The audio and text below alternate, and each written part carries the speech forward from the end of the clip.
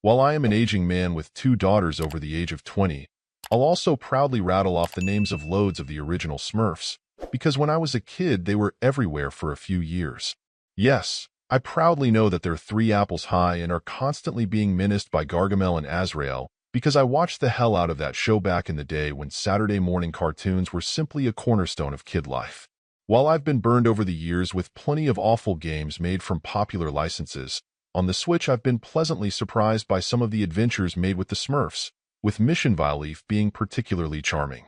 That gave me hope that Village Party could be similarly good, but alas it has some issues.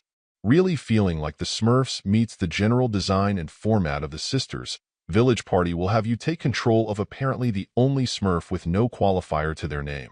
Your goal will generally be to explore the Smurf village and surrounding areas, helping out your fellow Smurf, collect a lot of stuff, and generally stumble into various characters and settings along your way.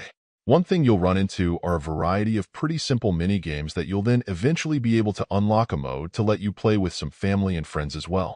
The big problem here is that it didn't take too long to really start feeling the mileage of going around and satisfying quest objectives.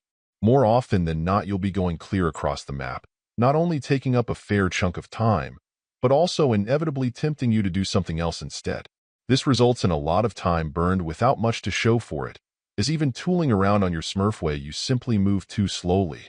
The angle of enjoying it with friends also ends up being a letdown since there aren't too many new ideas here, and more often than not the implementation of the various games felt like it was done better elsewhere.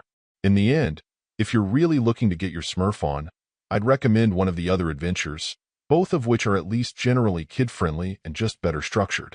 In the same vein, if you're looking for a mix of a single-player experience and some multiplayer party game fun, I'd be more inclined to suggest either of the games in the Sisters series instead of this. It isn't terrible, but on a general level, it just doesn't accomplish its goals as effectively as some of its brethren. Overall, my final score for the game ended up being a 6.6, and if you're interested in picking it up, it's currently available on the Switch eShop for $39.99. Thank you for taking the time to listen to this review, and if you'd like more information or ideas of indie games worth checking out on Switch, be sure to click on the link provided in the description. Until next time.